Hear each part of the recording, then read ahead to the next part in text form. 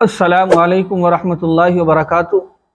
एक भाई ने ये मालूम किया और ये मसला इनके अलावा भी अक्सर लोग मालूम करते रहते हैं कि जिस कमरे में कुरान करीम रखा हो या कुरान करीम की आयतें जो है लिखी होती हैं या इसी तरीके से कुरान करीम की कुछ आयतें फ्रेम में लगाकर जो है कमरे में टंगी होती है, या इसी तरीके से कुरान करीम के जो कैलेंडर वगैरह होते हैं वो कमरे में होते हैं, तो क्या उस कमरे में या कुरान करीम भी रखा होता है तो क्या उस कमरे में जो है बीवी से मुलाकात कर सकते हैं या उस कमरे में बीवी से मुलाकात नहीं कर सकते? तो मैं इसका खुलासा आपके सामने करूं।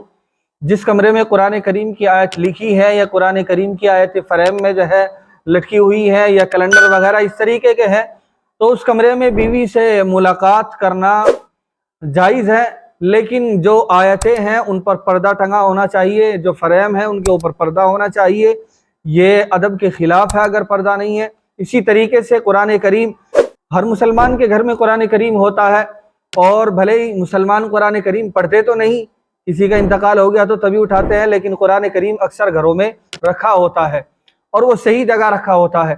तो चुनांचे कुरान करीम भी पर्दे में हो, उसके ऊपर पर्दा हो। ऐसा नहीं कि कुरान करीम या इसी तरीके से दीनी किताबें या कुरान करीम ही ले लीजिए कि वो सामने बिल्कुल रखा हुआ है, तो ये तो बिल्कुल सही नहीं है, ये बिल्कुल अदब के ख़िलाफ़ है।